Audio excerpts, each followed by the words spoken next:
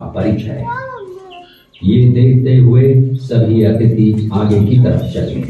वो महाराणा प्रताप की तरफ आए, माफी मांगी। जब हल्दी घाटी आई गया महाराणा प्रताप ने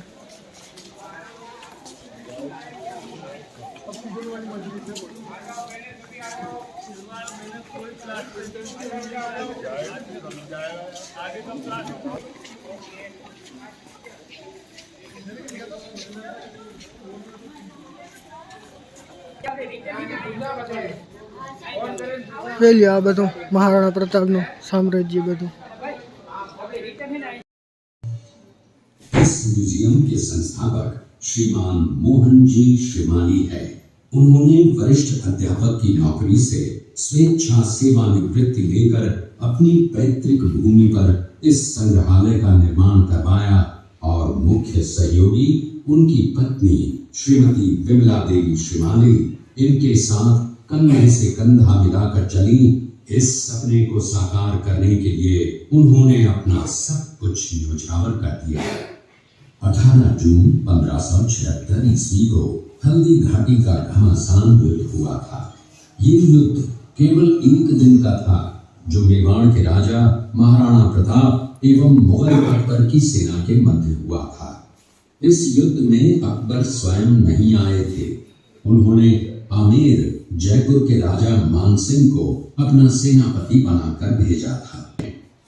संग्रहालय से 200 मीटर की दूरी पर चेतक की समाधि है, जहां पर महाराणा प्रताप के स्वामी भक्त घोड़े चेतक को दफनाया गया था। यहां से 2 किलोमीटर की दूरी पर हल्दी घाटी दर्रा है। इस दर्रे की विशेषता है कि यहाँ की प्राकृतिक मिट्टी व पत्थरों का रंग हल्दी जैसे पीले रंग का है। इस दर्रे के चारों तरफ महाराणा प्रताप की भील आदिवासी सेना राणा पूंजा के नेतृत्व में तैनात थी। ये सेना तीर, भाले, पत्थर चलाने में कुशल थी। यहाँ से 1 किलोमीटर की दूरी पर शाही बाग है, जिसमें मुगल सेना का पड़ाव था। मुगल सेना 18 जून 1576 ईस्वी को प्रातः सूर्योदय के साथ मेवाड़ की राजधानी गोगुंदा की तरफ आगे बढ़ने लगी, तो उन पर महाराणा प्रताप की सेनाओं ने आक्रमण किया और उनसे गोरिल्ला पद्धति से युद्ध किया। ये आक्रमण इतना तेज था कि जिससे मुगल सेना में भगदड़ मच गई। महाराणा प्रताप की सेनाओं ने मुगल सेना को यहाँ से 3 किलोमीटर दूर पीछे समतल क्षेत्र में, जहाँ अभी खमनोर गांव है, वहां तक खदेड़ दिया। इसी खमनोर गांव के पास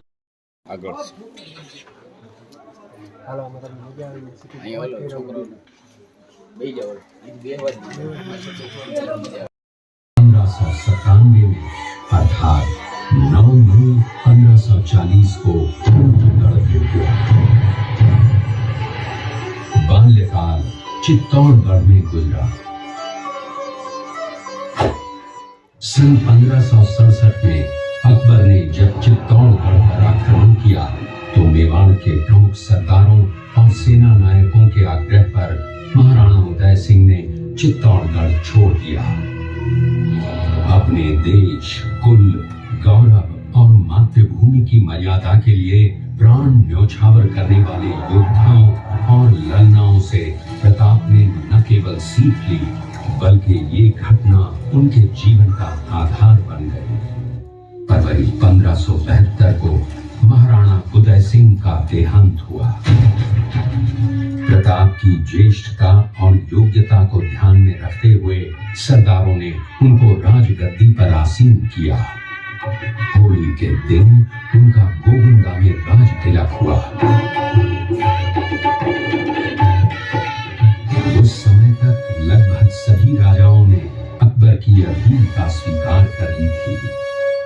एकमात्र महाराणा प्रताप ने अपना मस्तक अकबर के आगे नहीं झुकाया। प्रताप मुगलों से लोहा लेने की तैयारी में जी जान से जुट गए।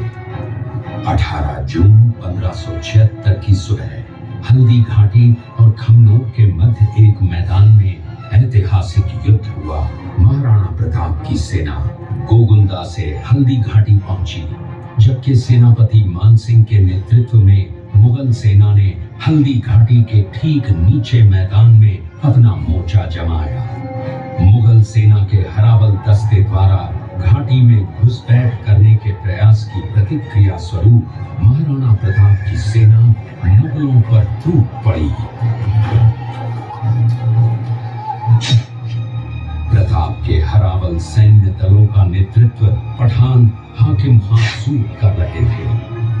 भीलू राणा, जो राणा पूंजा के नाम से भी जाने जाते हैं, उनके नेतृत्व में महाराणा प्रताप अपनी प्रतिज्ञा का पालन करने के लिए वनवासी जीवन व्यतीत करने लगे।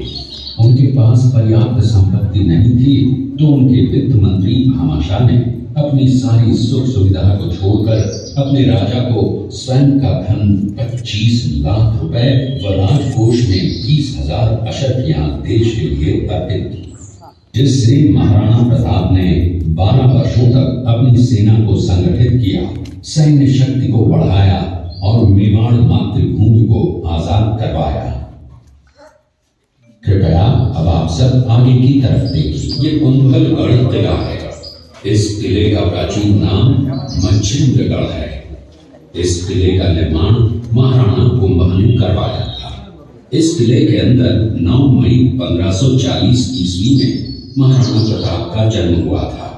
इस किले की ऊंचाई समुद्र तल से 3000। इसी किले के अंदर महाराणा प्रताप का बचपन बीता था। इस किले की तलहटियों में महाराणा प्रताप ने अपने गुरु से शिक्षा प्राप्त की थी। ये किला 12 वर्ग किलोमीटर में फैला हुआ है। इस किले पर जब भी विदेशी आक्रांताओं ने आक्रमण किया और उस आक्रमण में कोई भी राजा व सैनिक वीर गति को प्राप्त कर लेते, तो उनकी पत्नियां वीरांगनाएं अपने सतीत्व की रक्षा करने के लिए जलती हुई अग्नि में कूद प्राणों को त्याग देती थी, जिसे हम जौहर कहते हैं। चित्तौड़गढ़ में 3 मुख्य बड़े जौहर हुए थे। प्रथम जौहर 1303 ईस्वी में रानी पद्मिनी ने 16,000 स्त्रियों वीरांगनाओं के साथ जौहर किया था, सिर्फ अल्लाउद्दीन खिलजी के कारण। दूसरा जौहर 1535 ईस्वी में गुजरात के शासक बहादुर शाह के आक्रमण के कारण रानी कर्मावती ने वीरांगनाओं के साथ किया। और तीसरा जौहर 1568 ईस्वी में जब अकबर ने चित्तौड़गढ़ पर आक्रमण किया, उसी समय रानी फूलकुंवरी ने 7,000 वीरांगनाओं के साथ जौहर किया। फिर भी अकबर का मन नहीं भरा और अंत में हजारों आम लोगों का कत्लेआम करवाकर उन्हें मौत के घाट उतारा गया। इस किले में देखने योग्य विजय स्तंभ है, कीर्ति स्तंभ, मीरा मंदिर, जैन मंदिर, कालिका माता मंदिर, भामाशाह हवेली, कुंभाश्याम मंदिर, फतेह प्रकाश महल हैं। ये किला यहाँ से 140 किलोमीटर दूरी पर है। ये देखते हुए सभी अतिथि आगे की तरफ चले।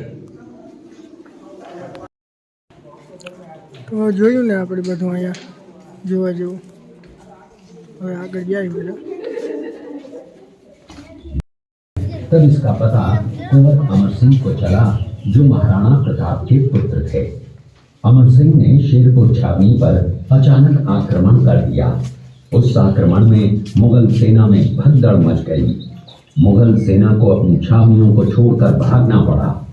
छावनियों के अंदर से लूटा हुआ माल व अब्दुल रहीम खान खाना, जिसकी बेगम आनी खान को बंदी बनाकर महाराणा प्रताप के सामने पेश किया गया। तब अमर सिंह पर महाराणा प्रताप क्रोधित हुए और कहा, जहां से इस नारी को बंदी बनाकर लाए हो, इसे पुनः ससम्मान लौटा कर आओ। महाराणा प्रताप ने कहा, हमें नारी से कोई दुश्मनी नहीं है, हमें तो देश विद्रोहियों से दुश्मनी है, जिन्होंने चारों तरफ आतंक फैलाया है। महाराणा प्रताप के आदेश का पालन करते हुए कुंवर अमर सिंह ने उस मुगल नारी को ससम्मान छावनी तक पहुंचाया। इस प्रकार महाराणा प्रताप ने अपने क्षत्रिय राजपूत धर्म का पालन किया और पराई स्त्रियों को मां, बेटी और बहन का दर्जा दिया। ये है महाराणा प्रताप का चरित्र और नैतिक उदारता का परिचय। ये देखते हुए सभी अतिथि आगे की तरफ चले। एक ऐसी मां थी जिसने अपने पुत्र का बलिदान देकर राजवंश की रक्षा की थी।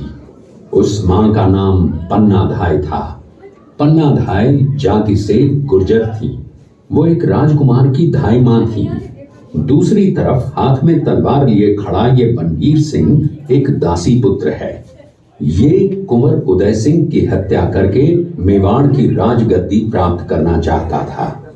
एक रात्रि बनवीर सिंह को मौका मिला। वो राजकुमार उदय सिंह के बड़े भाई विक्रमादित्य सिंह की हत्या करके राजमहल की तरफ आगे बढ़ा। इसकी सूचना पन्नाधाय को लग गई। कुछ समय तक पन्नाधाय चिंतित हुई। तभी पन्नाधाय ने अपने पुत्र चंदन को राजसी कपड़े पहनाकर पलंग पर सुला दिया और उदय सिंह को एक टोकरी के अंदर छिपाकर पत्तों से ढक के महल के बाहर निकालकर गुप्त रास्ते से कुंभलगढ़ भेज दिया। बनवीर सिंह जब तलवार लेकर राजकक्ष में आया तो उसने पन्नाधाय से कड़क आवाज में उदय सिंह के लिए पूछा तो पन्नाधाय ने चंदन की तरफ इशारा किया। बनवीर ने चंदन को उदय सिंह समझकर चंदन की हत्या कर दी और ये समझने लगा कि मैंने राजकुमार उदय सिंह को मार दिया।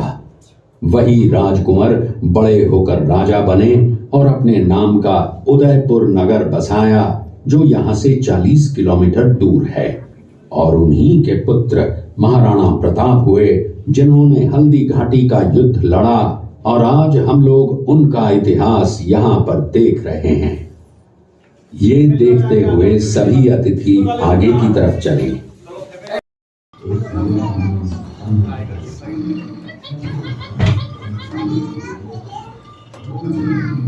ये घटना महाराणा प्रताप की वीरता को दर्शाती है। एक समय नरभक्षी बाघ का आतंक छाया हुआ था। महाराणा प्रताप ने उस बाघ का शिकार कर उस बाघ को मार डाला। ये घटना महाराणा प्रताप की वीरता की प्रतीक है। कृपया अब आप सब पीछे की तरफ देखिए। इस दृश्य में देखिए महाराणा प्रताप अपनी प्रतिज्ञा का पालन करते हुए। महाराणा प्रताप ने प्रतिज्ञा की थी कि जब तक अपनी मातृभूमि को शत्रुओं से मुक्त नहीं करा लेता तब तक न तो मैं महलों में रहूंगा, न किसी धातु के पात्र में भोजन करूंगा, न किसी गद्दी के बिछौने पर सोऊंगा। पत्ते ही भोजन के पात्र होंगे, जमीन ही बिछौना होगा। इस प्रतिज्ञा का पालन उन्होंने 21 वर्षों तक जंगलों में रहकर किया।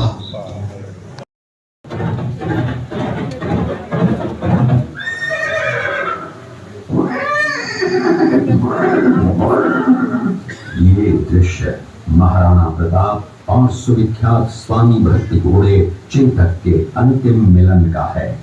हल्दी घाटी युद्ध के बाद चेतक घोड़े ने 22 फीट के एक बरसाती नाले को पार किया। ये उसी समय का दृश्य है।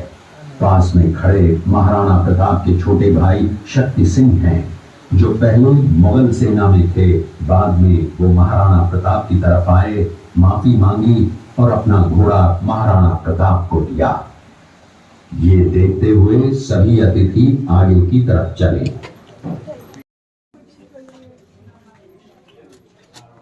कमांडर से मीटिंग कर रहे हैं गुफा में।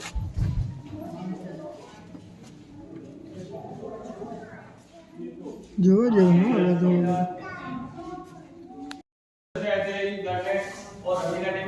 ચાલો હવે આપણે કાલના ભાગમાં જોવું નેક્સ્ટ બ્લોગમાં. અગર હું